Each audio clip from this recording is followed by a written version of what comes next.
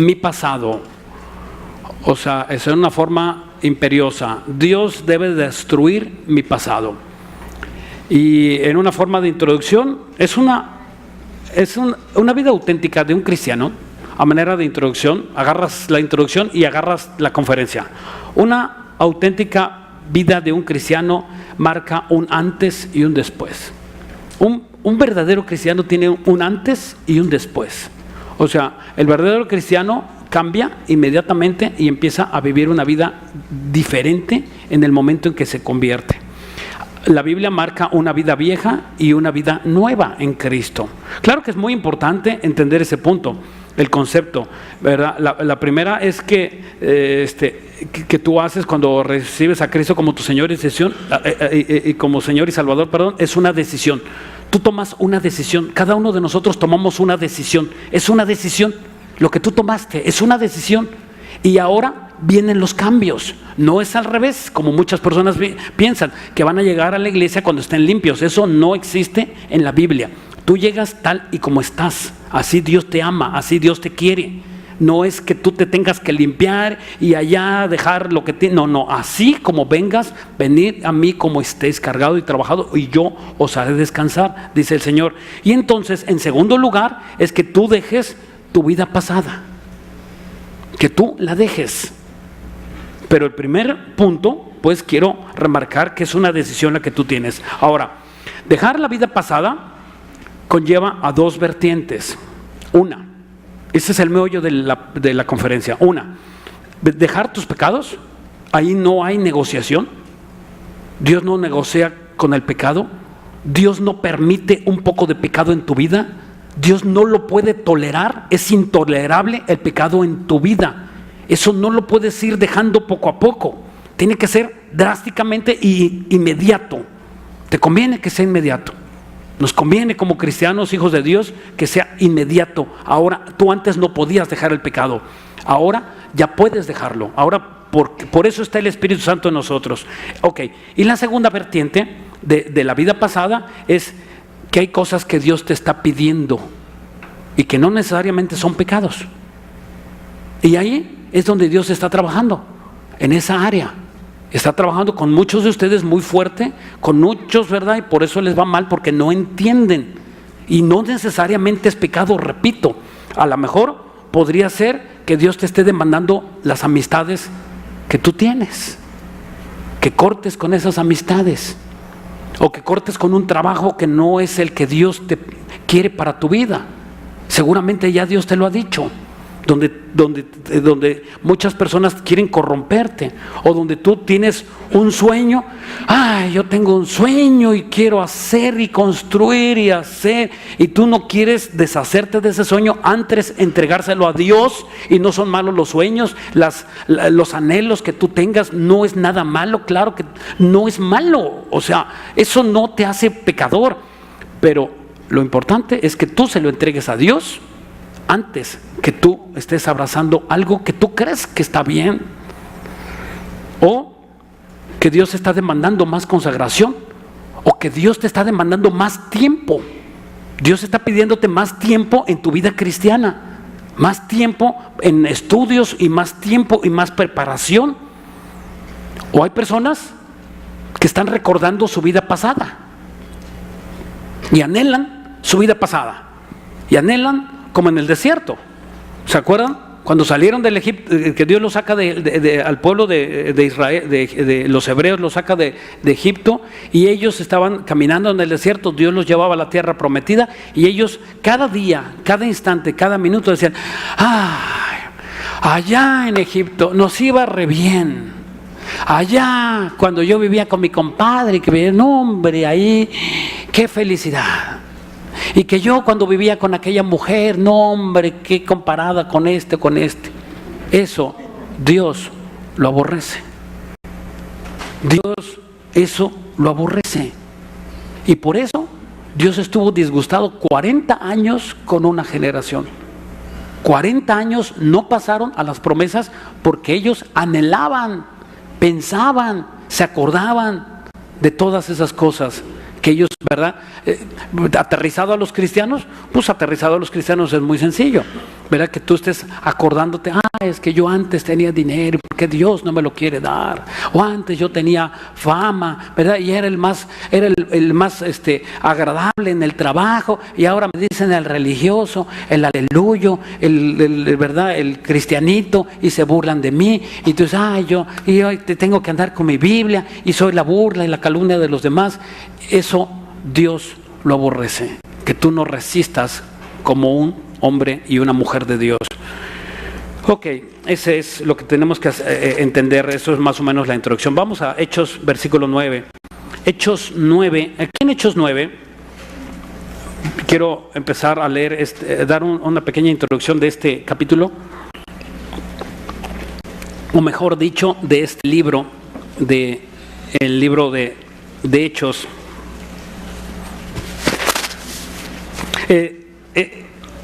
El libro de Hechos es llamado el cuarto evangelio. También es llamado, ¿verdad? La continuación de los evangelios. Fue escrito por el médico Lucas, apúntalo. Lucas era un médico, ¿verdad? La fecha tuvo que ser antes del año 70. Después de Cristo. ¿Por qué antes del año 70? Porque si algo importante era para los judíos, era el templo de Israel. Y entonces el templo de Israel fue destruido en el año 70 después de Cristo por el general Tito. Si Lucas hubiese sabido de la destrucción del templo, ¿sabes qué hubiera hecho? Lo escribe. Lo debió haber escrito porque se tenía que cumplir una profecía que nuestro Señor Jesucristo dejó cuando iba con todos los discípulos y les dijo, ¿ven esta belleza? ¿Ven esto hermoso? Que era algo majestuoso. Estaba cubierto con placas de oro que podía dar brillo y reflejo como un espejo a muchísimos kilómetros de distancia. Y cuando los vieron, les dijo, esto no va a quedar piedra sobre piedra. Va a ser destruido, pero no estaba refiriéndose al templo físico, sino a él. Y claro que era una doble profecía, ¿verdad? Y claro que fue destruido, y si Lucas lo hubiese sabido, lo escribe. Entonces, el libro de Hechos, tenemos que entender, es un libro histórico, no es un libro teológico. No es libro teológico, narra el nacimiento de la iglesia. Por ejemplo, en el capítulo 1 y capítulo 2 narra la venida del Espíritu Santo y el nacimiento de la iglesia. Esto es histórico, esos hechos no van a volver a suceder. La iglesia ya nació. Esto que estamos aquí se celebró y empezó hace 2000 años con el apóstol Pedro. Él fue el que puso las primeras piedras en la primera predicación. Yo no fui el primer predicador, ni ninguno otro que tú conozcas, sino fue Pedro el que predicó y se convirtieron la primera predicación 2000 y después 5000 personas. Entonces, esto habla de un libro histórico. Ten mucho cuidado, no sacamos doctrina del libro de Hechos. Son cosas que no van a volver a suceder. Y del capítulo 3 al capítulo 7 habla de la vida de Pedro. 5 capítulos hablando de la vida de Pedro. Y del capítulo 8, y es donde esto es lo interesante, del capítulo 8, al finalizar el libro, el capítulo 28, se centra inmediatamente y se vuelve a la vida del apóstol Pablo. Entonces, podemos entender que para un estudiante de teología, la observación es muy importante. Tú estás estudiando la Biblia, y si tú no eres observador, no eres buen estudiante de la Biblia. Un cristiano observador tiene, ¿verdad? Y teólogo, tú eres un cristiano teólogo y estás estudiando, tienes que observar perfectamente la Biblia. Entonces, ¿qué tiene que observar? Por ejemplo, vamos a ver ahorita que Lucas hace mención a cómo se arrepintió Pablo, cómo fue el llamado de Pablo. Y este acontecimiento en el libro de Hechos acontece 3 veces. 3 veces Lucas repite lo mismo, con diferentes palabras, y agrega cuantas cosas en algunos otros capítulos. Entonces, hay una regla teológica. Cuando la Biblia no lo dice, no es importante. Cuando la Biblia lo dice una vez, es importante. Cuando la Biblia lo dice 2 veces, es muy importante. Y cuando la Biblia lo dice 3 veces, es muy importante. Entonces, este fragmento que vamos a estudiar, dale un codazo al que está junto a tu lado. No le pegues en la panza, hermano. O hermana, ¿quién le pegó ahí en la panza? Es muy importante, díselo al lado, ¿verdad? Esto que vamos a estudiar es muy importante. Es un estudio teológico sumamente importante. En Hechos 9:1, ahora sí vamos a entrar en materia. Ya una vez visto el panorama, es importante ver el panorama sobre todo en estas situaciones. En Hechos 9:1 dice: Saulo, respirando aún amenazas de muerte contra los discípulos del Señor, vino al sumo sacerdote. Aquí el apóstol Pablo, que no era apóstol ni era hermano, sino era un hombre sanguinario que perseguía a la iglesia. Antes de convertirse, era el mochorejas. Era el mochorejas de nuestra época. Era el incómodo. Si hubiese estado un Pablo ahorita, en esta época, y llegara corriendo alguien a avisarnos, y nos dijera: ahí viene Pablo, ¿sabe qué hubiera pasado con todos los que estamos aquí? Salimos corriendo. Sí, porque los apresaba con cuerdas y los apresaba con cadenas y se los llevaba y los golpeaba, hombres y mujeres. Sus credenciales de este jovencito, de este señorcito, ¿verdad? Él era judío, ¿verdad? Sus charolas, él llegaba con sus charolas, era un hombre muy importante, se movía en el medio judío porque había nacido en Israel, pero también tenía doble nacionalidad porque su papá le había heredado la nacionalidad romana.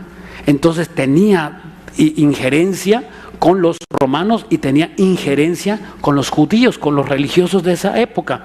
Entonces, él fue criado con el fariseo más famoso de los judíos, ¿verdad? Que es Gamaliel. Y Gamaliel le inculcó muchísimo odio en contra de los judíos. Ahí le metieron mucho odio. Él estuvo estudiando muchos años con el famoso Gamaliel. De hecho, Gamaliel es famoso aún ahorita para los judíos. Para los judíos, Gamaliel es como para nosotros Pablo. Lo mismito, a ese mismo nivel. Entonces, ¿verdad? Le inculcó mucho odio y ¿verdad? Porque ellos creían que los cristianos atentábamos contra sus costumbres y contra la Biblia. Y claro que nosotros criticamos las costumbres, no la Biblia. Son dos cosas diferentes. Las costumbres que no están en la Biblia las atacamos. En la Biblia la amamos y la respetamos. Y eso lo odia y no lo puede soportar los religiosos. Si no está en la Biblia, no lo hacemos. Y si está en la Biblia, lo hacemos y lo predicamos. Eso es lo que muchas personas no entienden. Esto es lo que sucedió en el periodo intertestamentario, cuando el pueblo de Dios dejó de escuchar la voz de los profetas. Eso sucedió en el periodo entre en el Antiguo Testamento y el Nuevo Testamento. Hubo un silencio de 400 años. Y en ese periodo no hubo profetas. Dios no levantó profetas porque el pueblo no quería escuchar. Y dijo Dios: pues no escuchan, pues no levanto profetas. Y Dios se cruzó de brazos por 400 años. ¿Sabes qué hicieron los judíos? Sus leyes. Hicieron, ¿verdad? Ellos sacaron cosas que no decía la Biblia, las cerraron y empezaron a hacer sus costumbres. Y ellos hicieron tantas costumbres a nivel de las leyes de la Biblia. Entonces, cuando llega Jesús, Jesús fue lo que atacó de los judíos, las costumbres que nada tenían que ver con la Biblia. Y verdad, y hoy, igual que cuando vinieron los romanos y destruyeron Israel, entonces los romanos absorbieron a Israel y ellos impregnaron de las costumbres a los judíos. Y los judíos se convirtieron en una conquista preñada, por así decirlo, de costumbres romanas. Y entonces deciden cerrar la Biblia.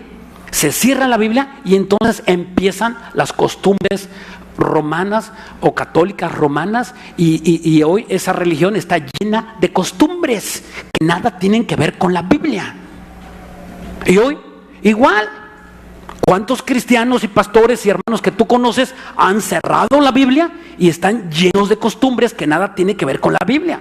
Y pastores que no conocen la Biblia y se ponen a predicar, o que conocen un versiculito del contexto para pretexto y ese versículo lo predican, ¿verdad?, hasta un mes. ¿Por qué? Porque no conocen la Biblia. Se cerró la Biblia y ahora ellos no entienden y hacen costumbres, y por eso tienen que hacer manifestaciones, y que las lenguas, y que el orito santo, y que ¿verdad?, y que la profecía, y ¿por qué? Porque no conocen la Biblia.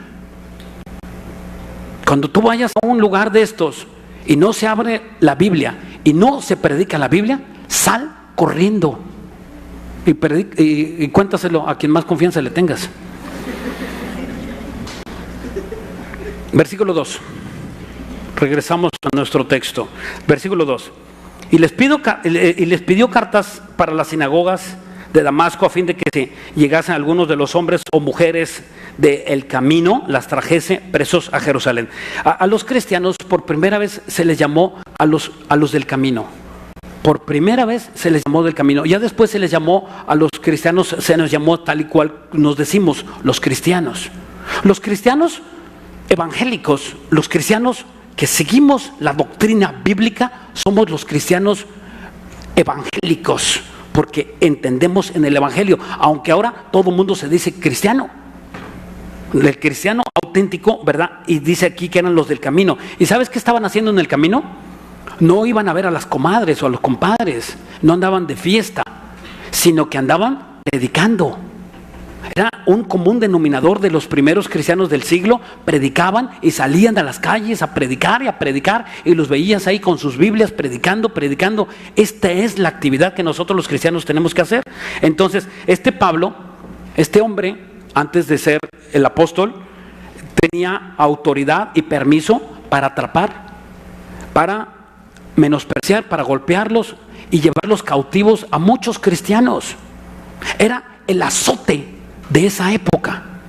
Los llevaban en cadenas, los arrastraban. Hay algunos escritores no bíblicos que narran lo que el Pablo hacía y dicen que los lazaba del cuello, del pescuezo, ¿verdad?, y de la cintura a hombres y a mujeres, los amarraba al caballo y los salían arrastrando, ¿verdad?, y desgarraban su ropa y desgarraban su piel y casi que morían. Muchos de ellos morían, no les importaba. Él creía que su religión y Dios le agradaba hacer eso. ¿Cuántas personas no han matado en el nombre de Dios? Y por eso muchas personas no se acercan a Dios, porque lo hacen en el nombre de Dios, ¿verdad? Las cruzadas no fueron más que esas cosas. En el nombre de Dios, matar a quien sea, por ganar terreno y por ganar dinero. Y hoy lo mismo. Después de muchos años se vuelve a repetir las mismas historias. Hoy cuántos falsos pastores se paran aquí y a pedir dinero en el nombre de Dios. Y dame tu casa, y a ver quién da los papeles de su terreno, y a ver quién hace, a ver, unas llaves de un carro, por ahí alguien tiene unas llaves de un carro, tráiganlas aquí, porque lo vamos a ver, y es para Dios. ¿De dónde sacan esas cosas? Son tonterías que no dicen nada que ver con la Biblia. Y la gente, ¿verdad?, pensando que es Dios, y después los peores que se resienten son ellos mismos, porque dicen, ay, Dios me quitó mi casa, Dios me quitó mi carro, y Dios me quitó mi dinero. Dios no te quitó ningún dinero, tú lo diste, fuiste engañado. Bueno, entonces este hombre, ¿verdad?, hacía esto, atrapaba a estos cristianos y los golpeaba, y no le importaba, los masacraba en el nombre de Dios, según él. Versículo 3. Mas yendo por el camino, aconteció que al llegar cerca de Damasco, repentinamente le rodeó un resplandor de luz del cielo. ¿Ya lo vieron? Impresionante. Y cayendo tierra, dice el versículo 4, y cayendo tierra, oyó una voz que decía, Saulo, Saulo, ¿por qué me persigues? Saulo, imagínate, tú vas caminando ahí en la costera y de repente dice Dios tu nombre y tú dices, ¿verdad?, ¿por qué me persigues? Y aquí es algo muy importante, porque aquí marca Dios un hasta aquí. Y de aquí no pasas, te dice el Señor. Y de aquí no pasas, no vas a pasar, no puedes pasar porque te mueres. O sea, muchos de nosotros, Dios nos marcó esa raya. Dios nos marcó un límite donde tú y yo no podemos pasar. Es una raya ahí donde Dios dice, de aquí no pasas, te dice por tu nombre, y estás tú consciente de que Dios es el que está hablándote. Hay una plena conciencia de saber que Dios te está hablando, que te está diciendo que dejes tal pecado, que abandones esa amante, que abandones la borrachera, que dejes la lascivia, que dejes tu vida pagana y que te vuelvas a Dios, que los tiempos están cerca. Oía un comentario que me mandó un hermano que acaban de descubrir una arma está en proceso, un arma que va a ser juego de niños, las bombas nucleares. Que las bombas nucleares es juego de niños. Ahora van a ser unas especies como de estos helicópteros que vuelan pequeños, ¿cómo se llaman? Drones, como drones pequeñitos y con cargas de explosivos. Con cargas de explosivos. Y van a seguir por la temperatura a las personas, y cuando estén cerca de las personas, ¡pum!, van a explotar. Y no necesitan destruir la tierra como lo hacen las armas nucleares. Es impresionante. Todo lo que nosotros conocemos de tecnología, ¿sabías tú que el Google y ver el Google Maps y todo lo que tú veas, toda esa tecnología es desecho militar? ¿Sabías tú eso? Son desechos militares. Que tú puedas identificar un país por vía satélite es desecho militar. A los militares eso ya no les interesa. Ellos tienen sistemas mucho más sofisticados, secretos, de destrucción masiva. ¿A dónde hemos llegado? ¿A qué dimensión hemos llegado, verdad, de destruirnos, de amar, o más bien de amar el dinero y de odiar a las personas? Es un odio el que hay entre las naciones y entre los pueblos y aún entre las familias. Me recuerda, pensando esto, pues es ridículo, ¿verdad?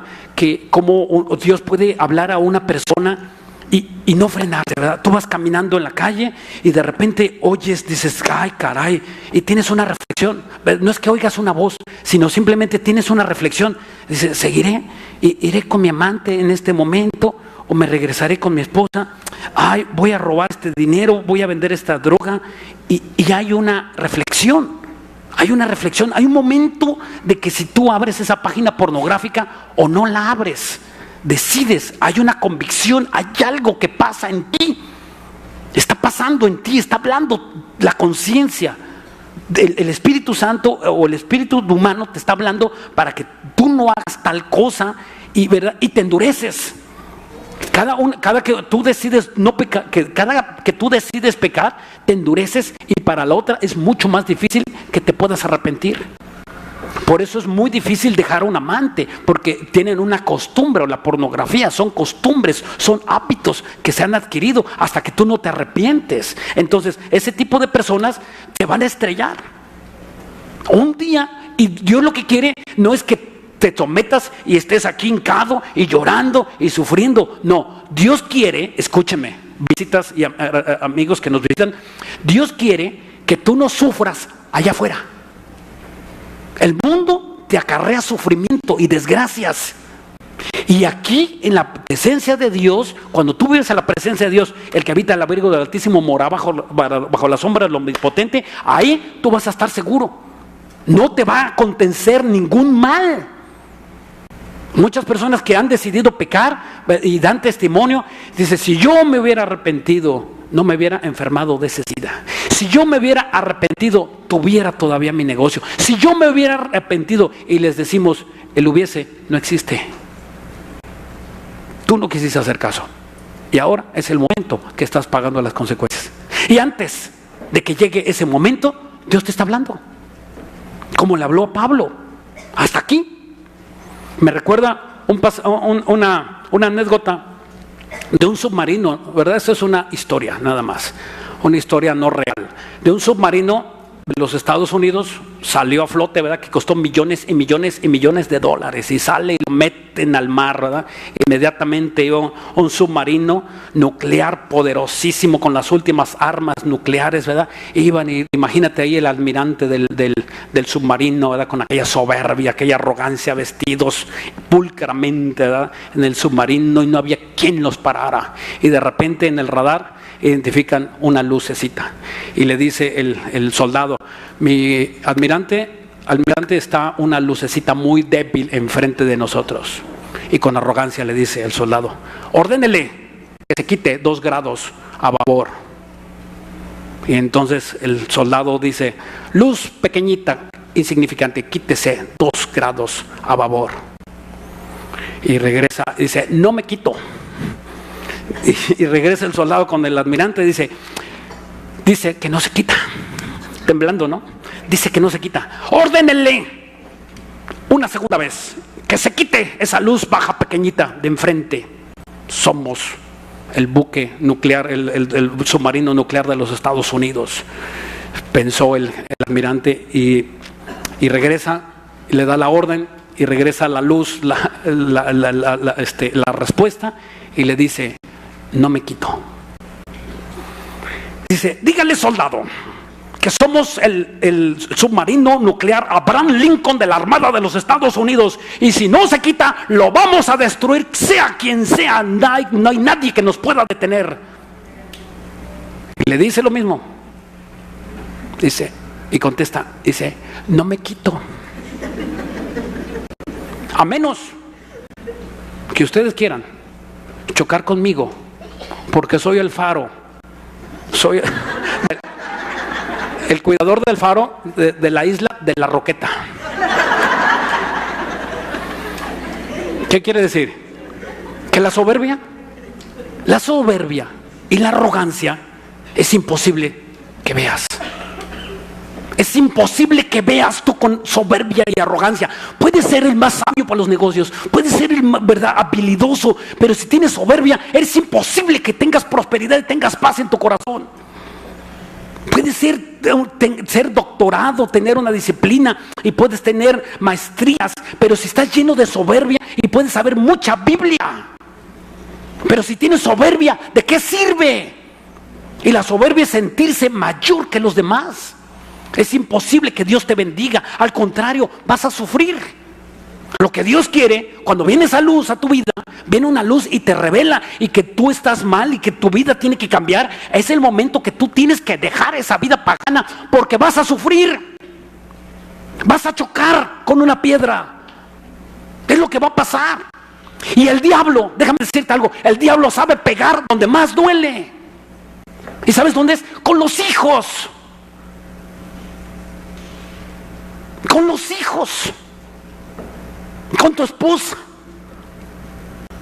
porque tú quisieras, Señor, todo lo que vaya a suceder a mi familia, que me venga a mí. Ese es tu pensamiento. Con los hijos. Ahí está David. ¿Cómo le pagó? ¿Cómo le contestó Dios? Con los hijos. ¿No te da temor? ¿Piensas que no va a suceder nada? Que así como que Dios, verá, es una luz y va a haber otras 10,000 luces más. No, se acaba. Llega el momento en que hasta aquí y hasta aquí es Dios. Con Dios no se juega. Es imposible que tú juegues con Dios. Es la soberbia humana, es un pecado, es un demonio que no te deja pensar, que no te deja actuar. Pero ¿sabes dónde está ese demonio? Afuera. Se quedó afuera. No está aquí. Porque en la presencia del Señor los demonios no están. Entonces tú puedes estarme escuchando perfectamente, a menos que estés diciendo que yo estoy loco, y que sí lo creo. Que muchos están diciendo eso. Muchos, ¿verdad? Este está loco. ¿Por qué yo voy a hacer eso? Los demonios no están aquí, se quedan afuera. Entonces es decisión que tú tienes que hacer hoy para que el demonio no te vuelva a cerrar el conocimiento. Es decisión tuya. ¿A dónde vas? Dios te está abriendo los ojos con esta luz hermosa, maravillosa, blanca, limpia, transparente. Versículo 5.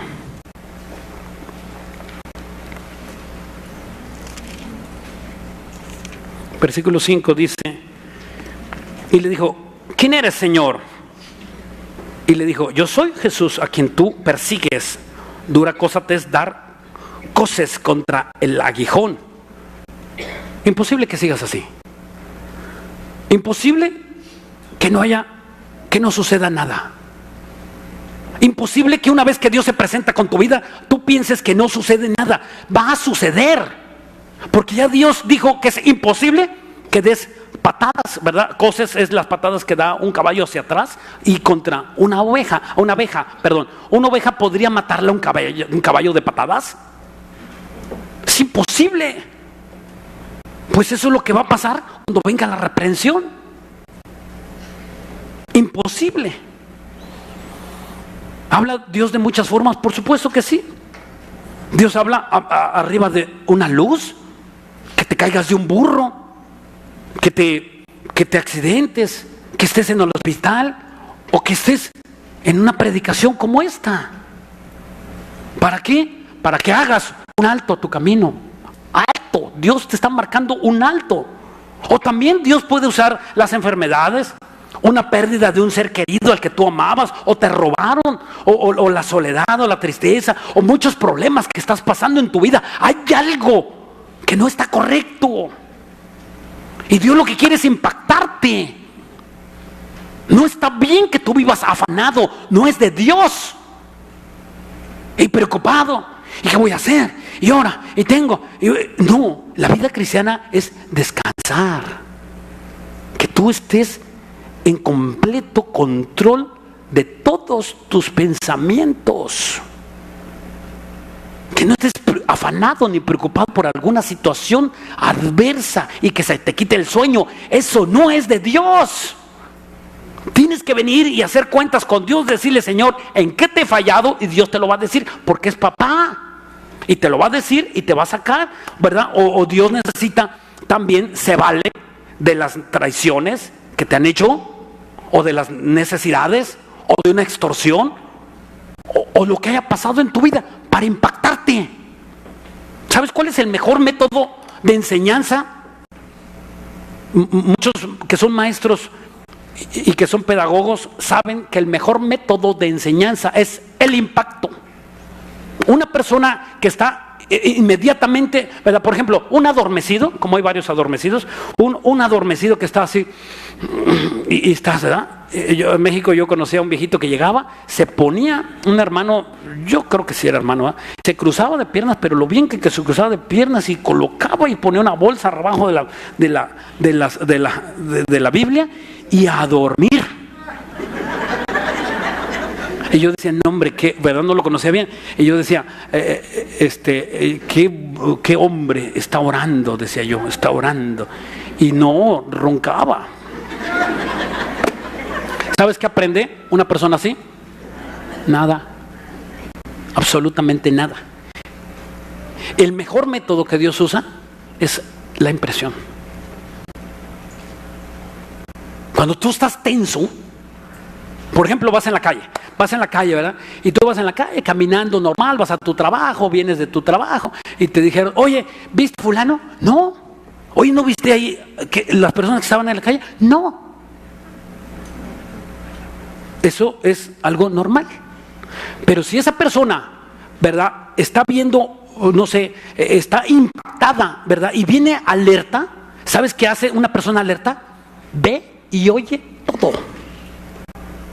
Aprende. ¿Y sabes cuándo se le olvida ese hecho, ese acontecimiento? Nunca. Quedó grabado en el subconsciente de su mente. Dios usa, ¿verdad?, el medio del impacto para que tú seas transformado. O sea, Dios se vale en las necesidades, es una oportunidad de Dios para tu vida. Un problema que tú estés pasando es una oportunidad de Dios. No es un mal que te vino, sino es una oportunidad que Dios quiere sacarte del hoyo. Y Dios no va a poder sacarte del hoyo si tú no le clamas, si tú no le pides, Señor, sácame de aquí, de esto que yo estoy pasando. Si no es que tú levantas tus manos y le dices, no puedo, Dios. Y cuando tú dices, no puedo, Dios, y levantas tus manos, ¿sabes qué hace Dios? Te saca. Dices, ya no quiero estar en esto, pero no sé cómo librarme, Dios. Y levantas tus manos y Dios te ayuda. Pero no le has pedido. En el momento en que tú le pidas, vas a vivir completamente feliz. Versículo 6.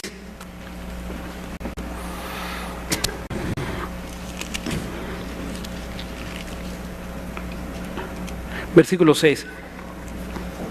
Y él, temblando y temeroso, dijo, Señor, ¿qué quieres que yo haga? Y el Señor le dijo, levántate y entra a la ciudad y se te dirá qué debes hacer. Le dice, ¿qué quieres que yo haga? Hermano, ¿tú sabes lo que tienes que hacer? ¿Sabes tú lo que tienes que hacer? ¿Sabes tú que lo más importante que tienes que hacer es vivir una vida en santidad? ¿Sabes tú que las indicaciones que Dios te da es que te apartes de pecado y que te apartes de todo mal? ¿Sabes tú que Dios quiere tu vida para usarla y para que seas testimonio de los demás? Eso es lo que Dios quiere que tú hagas. Mira, vamos a Hechos 26. Aquí en Hechos 26, otro fragmento también del doctor Lucas. Habla y da en esta otra narración de la conversión de Pablo, agrega algo que no está en el capítulo 9, pero sí está en el capítulo 26. Hechos 26, 15. Yo entonces dije, ¿quién eres, Señor? Y el Señor dijo, yo soy Jesús a quien tú persigues. Pero levántate y ponte sobre tus pies, porque para esto he aparecido a ti. Fíjate bien las instrucciones. Para ponerte por ministro y testigo de las cosas que has visto y de aquellas que me apareceré a ti. O sea, fíjense bien, aquí le dice, porque seré testigos. Esa palabra testigo es la palabra martureo, marturos en el griego, y significa mártir o martirio. O sea, dicho de otra manera, el cristiano, alguien dirá, oye, ¿y cómo como que yo sea mártir toda mi vida?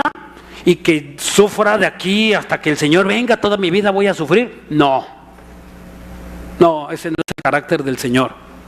Pero Dios quiere que en cierto tiempo de tu vida tú puedas ser un mártir. Que sufras con alguna situación como mártir, por amor al Señor. Y que quites toda soberbia. ¿Puedes tú sufrir ese agravio? Y que des testimonio a Dios y que estés sufriendo ese agravio por un hermano. Algunos momentos de tu vida tú tienes que padecer ese martirio. Versículo 17. Librándome de tu pueblo y de las gentiles a quien ahora te envío. Versículo 18. Para que abras sus ojos, para que conviertan de las tinieblas a la luz, de la potestad de Satanás a Dios, para que reciban por la fe que es en mí, perdón de pecados y herencia entre los santificados. Dicho otras palabras, para predicar la palabra. Para predicar. O sea, dicho, podemos aterrizar que toda tu vida, escúchame, toda tu vida, escuchen hermanos e invitados, toda tu vida, todas las actividades, todos tus sueños, todos tus anhelos, todos tus negocios, todos tus carros, todo tu dinero, tiene que tener enfoque a la obra de Dios. Si una persona está enfocada en las cosas de Dios, poner vuestra vida en el reino de los cielos, dice la Biblia, y si tú no enfocas tu vida a las cosas de Dios, entonces tu enfoque está en las cosas del mundo. Por eso te va mal. Cuando tú pones tu enfoque en las cosas de Dios y lo de Dios es lo primero en tu vida, Dios es tu alabanza, Dios es tu momento en las mañanas, en las tardes, en las noches, tu negocio, todo lo que tú haces, todo lo enfocas para Dios, vas a ser grandemente bendecido. Cuando tú te empiezas a enfriar o empiezas a apartarte o empiezas a quitar los ojos de Dios, empiezas a hundirte como le pasó a Pedro. Empiezas a hundirte donde no es el diseño de Dios que tú estés. Versículos 7 y 8. Dice, regresamos al capítulo 9.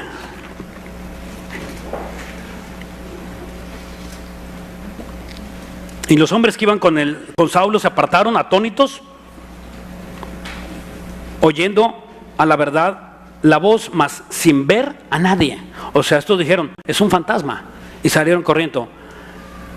Entonces Saulo se levantó de tierra y abriendo los ojos no veía a nadie, así que llevándose por la mano lo metieron en Damasco. Versículo 9, donde estuvo 3 días sin ver y no comió ni bebió. O sea, aquí es importante, cuando Dios te habla a ti nada más y no le habla a los demás. Por ejemplo, si a ti te está impactando esta prédica, tú le vas a decir al que viene contigo, oye, ¿oíste la prédica? Qué bonita. Y tú le dices, no, pues normal, ¿no? Sí, pero ¿sabes a ti qué? A ti es a la persona que te está impactando. Oye, como que siento como que mucha maldad aquí en Acapulco, ¿verdad? Hay mucha maldad, tengo que ponerme a orar. Y el otro dice, pues normal, lo de siempre. ¿Qué está pasando? Dios le puso que se ponga a orar. Hay cosas que suceden en nosotros que no entendemos al del otro.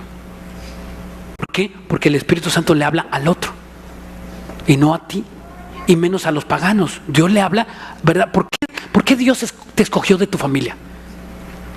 ¿Por qué eres quizá el primero? En mi caso, mi mamá fue la primera que se convirtió a Cristo. Y de ahí seguimos todos los hijos. Pero siempre Dios empieza en una familia por uno.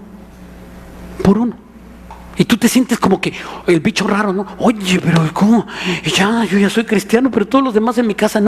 Bueno, Dios empezó contigo y la luz te resplandeció a ti, nada más. ¿Por qué? Pues porque así le plació a Dios. Y así vas a luchar con tu mamá que es inconversa, o contra tu papá que es inconverso, o contra tu familia que no quiere nada de Dios. Pero tú tienes que ser una luz.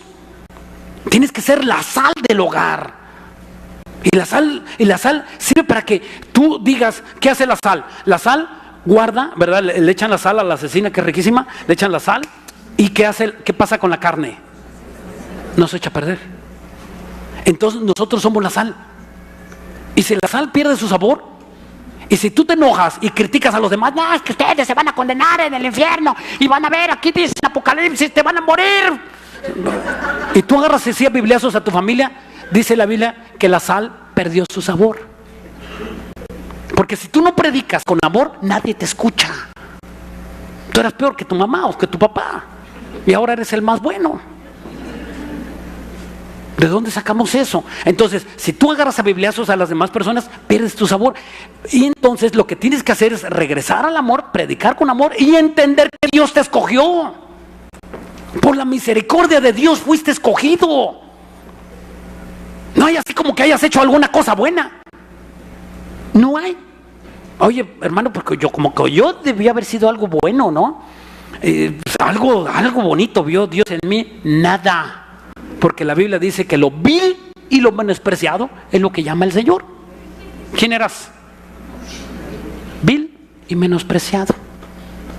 No había nada bueno en ti. Y si hubiese habido algo bueno en ti, Dios no te escoge. Porque no es por obra, es por gracia. Por eso es tan difícil que una persona buena se convierta al Señor. Es muy difícil. Yo me recuerdo que cuando vivíamos en México con mi esposa había un matrimonio, no sé si sigan viviendo, pero eran buenos de rebuenos, o sea, de verdad era la familia más buena de toda la colonia. el licenciado Nájera y su esposa. Yo los recuerdo con mucho cariño. El señor nunca llegó borracho, el hombre nunca llegó borracho, nunca le habló mal a su esposa es afanada en su casa, nunca era chismosa, no era la familia impecable, casi que la familia peluche, no, pero en buenos, ¿no? No, estos en buenos. Y yo cuando me convertí fui a predicarles. Y les dije, la Biblia dice que Dios les ama. Y dice, ay, sí, Dios es bueno, pero pues yo no fumo, no tomo. ¿Tienes queja, esposita? No, eres el mejor de todos. Y ya tenían 50 años de casados, viejitos los dos. Y bueno, les prediqué que Cristo, qué bonita historia, oye, qué bueno, pero nosotros tenemos nuestra religión y así estamos a gusto. Y de verdad, pues, no hacemos mal a nadie. No, mis hijos bien, mis nietos bien, todos bien. No hay necesidad. ¿Sabes cómo salí de esa casa? Sin victoria. Sin victoria. ¿Por qué? Porque eran buenos. Qué difícil predicarle a una persona buena. Es más fácil predicarle a un borracho, parrandero y jugador. Esas son mi especialidad. Esos están más sensibles. ¿Sabes por qué? O a una prostituta, porque Dios les ha quebrado el corazón. Dios los tiene masacrados, el diablo los tiene masacrados y Dios quiere levantarlos. Es por eso una persona buena, pues es buena. Y hay poquitos, sí hay de ese tipo de personas. Son casos muy raros, ¿no? Pero sí los hay. Y dice, claro que no va a llegar al cielo. Claro que esas personas no llegan al cielo. La única puerta es Jesucristo. No hay otra forma de llegar al cielo más que a través de Jesucristo. No hay. No es porque tú te sientas bien y hagas buenas obras y des tu dinero a los pobres. Eso no te lleva al cielo. Eso jamás ha llevado al cielo, ni antes del Antiguo Testamento, ni después en el Nuevo Testamento. Siempre ha sido por gracia. No dice la Biblia, refiriéndose a Abraham, dice, Abraham fue salvo por gracia, porque creyó a Dios. Y nosotros hemos creído a Dios y por eso lo obedecemos y somos salvos por gracia, no por obra. Ok.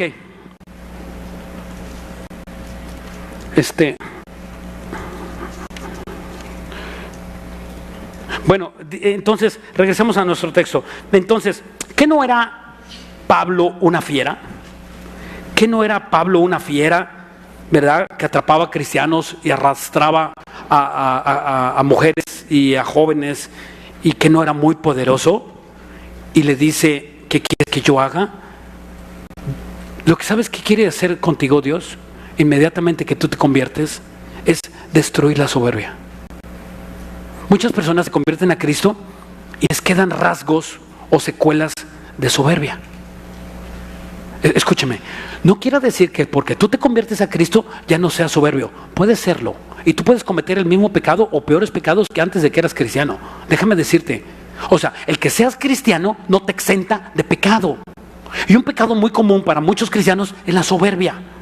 ¿Y qué es la soberbia?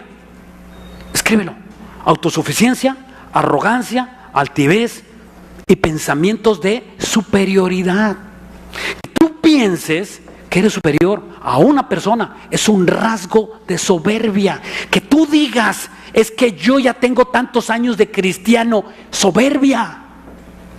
Hay un termómetro, ¿verdad?, que ponemos en las mesas de estudios, cuando está la soberbia, casi que señala al hermano. No lo he llevado, lo tengo desactivado, pero sí lo tengo en mi casa. Y cuando una persona dice, es que yo tengo tantos años de cristiano, soberbia. El que tú tengas muchos años de cristiano, con amor te lo digo, con cariño, el que tú tengas muchos años de cristiano no quiere decir que tú seas exento de este pecado. La soberbia es un pecado que pueden tener sobre todo el que sabe mucha Biblia, es un cuidado, ¿verdad?, que tenemos que tener, ¿verdad?, para que una persona que sepa enseñar la palabra de Dios tenga ese don y que no tenga ese pecado de soberbia, ¿verdad?, y que esté corrigiendo a los demás. Y es que en la Biblia dice, a ver, hermano, y mira, en la Biblia dice esto, y ¿verdad?, y dice la Biblia, ¿y quién te puso por maestro? Porque hay así, hermanos, ¿no? Llegan ahí. Por primera vez van al estudio ahí de varones, y empiezan a corregir. Y dicen, no, esto, ¿sabes? Lo detectamos, los amamos, ¿verdad? O llegan ahí en la Biblia, dice, ¿verdad?, ¿y qué es? Aquí en la iglesia, y traen su Biblia ahí, y sacan su Biblia, o a lo mejor ni la sacan, pero están corrigiendo todo lo que dice el hermano. ¿Y quién te puso por juez de tu hermano? ¿Quién? Si nos agarramos a bibliazos teológicos, hermano, vamos a salir heridos. Vamos a salir, imagínate, ¿no?, que en tu casa hagas debates. Oye, ya con los que vemos en televisión basta. Y que te agarres a debates bíblicos en tu casa, en la comida, que no me invites. A mí no me invites. No me invites. Si tú quieres, ¿verdad?, que yo decirte alguna pregunta, yo con mucho cariño te lo digo, pero debatir, no entre cristianos. No entre cristianos. Y es que tú, ¿y qué dices? No le entro a ese juego, no le entro. ¿Por qué? Porque vas a salir herido. ¿Oyo? Y los tibios y los inconversos nos los llevamos entre las patas. ¿No los llevamos?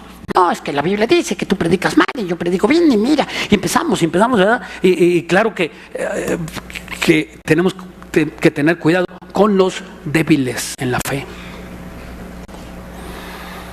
Dice, vamos pues, ¿quién era Pablo? Pablo hablaba 4 idiomas. Algunos, no se sabe cuántos idiomas con exactitud hablaba, pero mínimo que hablaba el griego, el latín, el hebreo y el arameo. O sea, era un hombre muy inteligente y tenía además una posición económica súper solvente por su padre. Y además era doctor en teología, farisea, no le sirvió de nada. Y después era doctor en filosofía y doctor en comercio. Tenía 3 doctorados. ¿Tú cuántos tienes? ¿Verdad? O sea, era un hombre, ¿verdad? Y además tenía unas relaciones políticas sorprendentes, porque se movía con los judíos y se movía con los romanos. Y miren qué dijo él en Filipenses 3:7. En Filipenses 3:7, pero cuántas cosas eran para mí ganancia y las he estimado como pérdidas por amor a Cristo. Versículo 8. Y ciertamente aún estimo todas las cosas como pérdida por la excelencia del conocimiento de Cristo, mi Señor, por amor al cual lo he perdido todo y lo tengo por basura para ganar a Cristo. Versículo 9. Y ser hallado en Él, no teniendo mi propia justicia, que es por la ley, sino porque por la que es por la fe de Cristo, la justicia que es de Dios por la fe. Entonces, Pablo estaba diciendo, todo mi conocimiento, toda mi ingeniería, todas mis ciencias y todos mis doctorados, ¿verdad?, y mis empresas y mis negocios, Dios los tengo por basura. ¿Podrías tú decirlo así?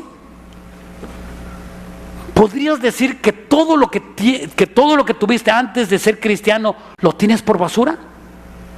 Y aún todo lo que tienes, decirlo que lo tienes por basura. Todos esos títulos y todos tus logros y cada una de las cosas que tú has emprendido, ¿las podrías tú renunciar por ellas? Dios no quiere que olvides el inglés o que olvides el francés. Oye, hermano, entonces tiene que olvidárseme el inglés o el francés que aprendí. Que lo tengas en menos. Tengas en menos todo lo que tienes por amar a Dios. Que no te aferres a nada de este mundo. Que si tienes una casa o un buen sueldo o tienes verdad que estás indemnizado o tienes una pensión, que eso no sea arrogancia ni obstáculo para que tú te congregues y para que tú te adiestres más tus conocimientos a la presencia de Dios. Que tú puedas entender que todo lo que tú tienes, porque dice también en Mateo 19:29, y cualquiera que haya dejado casa, hermanos, hermanas, padres o madres, o terrenos o edificios, y por amor a mi nombre, y no reciba 100 veces más en la vida eterna, y además la vida eterna. Dios no quiere que dejes a tu esposa, ni que dejes a tus hermanos, sino que los ames menos, que ames menos las cosas del mundo. Eso es lo que Dios quiere. En Hebreos 11, aquí hay otro hombre que también renunció a todo. Aquí hay otro hombre que renunció a todo, y estoy hablando pues nada más de Moisés. Moisés, un hombre que tenía todo, hijo del faraón, tenía, ¿verdad? Si fuese a la época actual, pues tenía carros, mujeres, dinero, fama. Debió haber sido un ingeniero, debió haber sido una licenciatura. Este era un hombre letreado de superletreado. Y dice aquí, Hebreos 11:24, por la fe Moisés, hecho ya grande, rehusó llamarse hijo de la hija del faraón. O sea, renunció. Ya no quiso ese título, escogiendo antes ser maltratado con el pueblo de Dios que gozar de los deleites temporales del pecado. Versículo 26. Teniendo por mayores riquezas el vituperio de Cristo que los tesoros de los egipcios, porque tenía puesta la mirada en el galardón. O sea, un hombre que lo tenía todo, no tenía de qué preocuparse, quizá heredero al trono,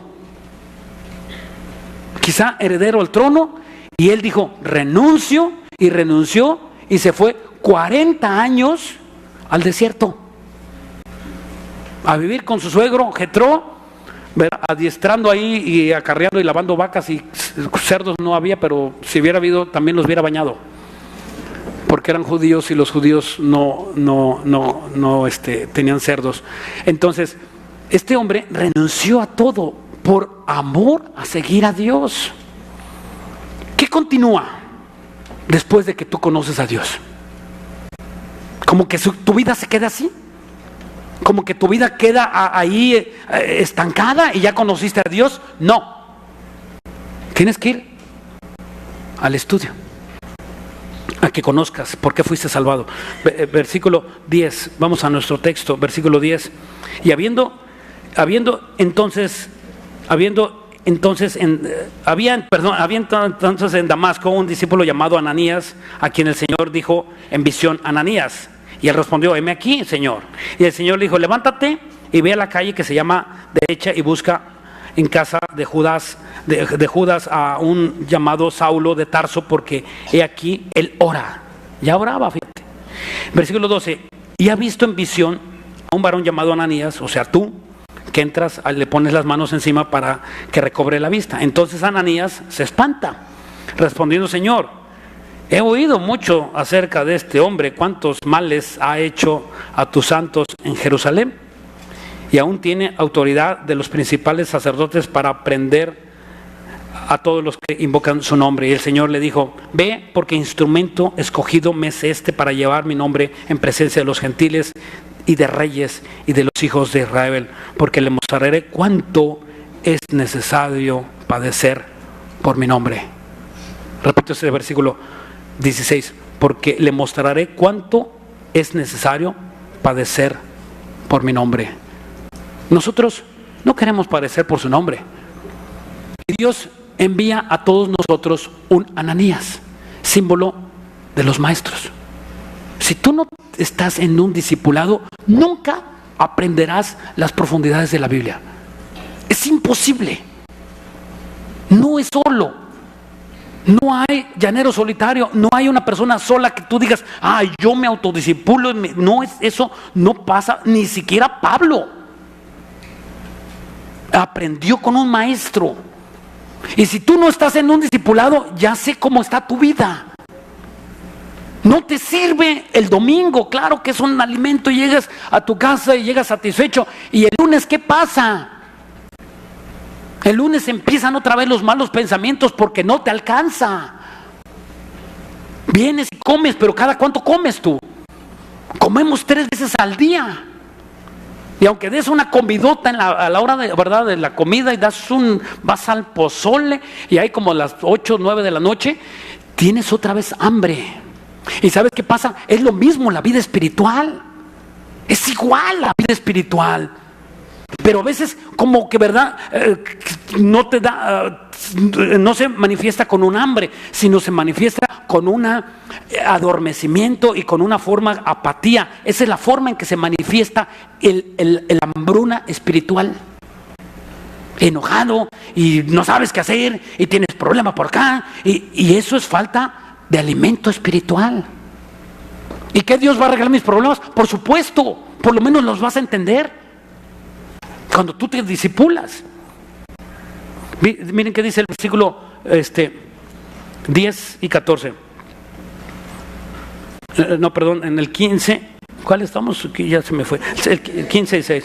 16. Porque le mostraré cuánto le es necesario padecer por mi nombre. Entonces Ananías y encontró la casa poniéndole sobre las manos. Dijo: hermano Saulo, Señor de Jesús, se te apareció en el camino por donde venías, y ha venido para que recibas la vista y seas lleno del Espíritu Santo. Y después dice el versículo 18 que puso las manos y le cayeron como escamas de los ojos, y se convirtió y empezó y oró y recobró su vista, y ahí se convierte. Acuérdense que la única forma de que una persona se convierta es por la palabra de Dios. O sea, nadie puede convertirse sin la Biblia. Necesitamos el Espíritu Santo y la Biblia. No es por la imposición de manos. Esto de que impuso las manos es un hecho porque la iglesia nacía. Entonces ahí impuso las manos y él recibió la vista, recibió el Espíritu Santo por la predicación. Entonces, esto habla del maestro. Hermanos, es relativamente fácil ganar las almas. Escúcheme esto. Es relativamente fácil ganar las almas. Pero ¿cuántos, debiendo ser ya maestros, tienen que volver a la leche espiritual? ¿Y cuántos de los que están aquí por el tiempo y los años que llevan deberían de ser ya maestros? Y ganar almas, has invitado a cuántas personas y se convierten, pero a lo mejor tú debes ser un maestro, y ser maestro es muchas veces más difícil que predicar. ¿Por qué? Porque con una persona que tú le predicas y que tú le estás enseñando, a diferencia de que le predicas, el que le estás enseñando la palabra de Dios, es como, ¿verdad? Jesús dijo: los haré pescadores de hombres. Entonces, cuando tú predicas a una persona, se salva. Pero ahora tienes que limpiar el pez. ¿Y tú has visto cómo quedan las personas que limpian los peces y que le quitan las escamas? ¿Cómo quedan? Todos salpicados de escamas. Esa es la vida de un maestro, que queda salpicado. Sufres por enseñar la palabra. Hay un sufrimiento que nosotros tenemos por enseñar la palabra, y es que estar cepillándolos hasta que queda un pez limpio y quitándoles toda la cochinada. Pero un buen maestro soporta. Un buen maestro no ve si al que le va a enseñar es digno de recibir o que es digno de rechazar. No importa, tú vas y le predicas porque eres un maestro, y lo invitas a un estudio y tú lo estás discipulando y le estás enseñando los primeros rudimentos de la palabra, porque sabes que a lo mejor te va a decir una grosería en pleno estudio. Tú no sabes, hermano, cuántas manifestaciones hay en los estudios. Me gusta mucho a mí el estudio de varones, porque se manifiesta cada uno, ¿verdad? Si nos manifiestan ahí unos 2, 3 cada día. Y a mí me gusta porque me doy cuenta de cómo están y qué es lo que yo tengo que enseñar. Y ahí tú estás viendo qué es las necesidades que los hermanos tienen. O sea, limpios jamás. Nunca vamos a estar completamente limpios, hermano, entendámoslo. No hay ni uno que esté limpio totalmente. Hasta que tú te mueras y yo me muera, entonces vamos a estar limpios. Mientras estamos padeciendo y sufriendo, tenemos que venir a la palabra y limpiarnos con la palabra y amar a Dios y limpiarnos. Y estás orando a Dios y estás orando y Señor, quítame este mal pensamiento, quítame esta tentación, y estás sufriendo porque eres hombre y eres cristiano y eres mujer.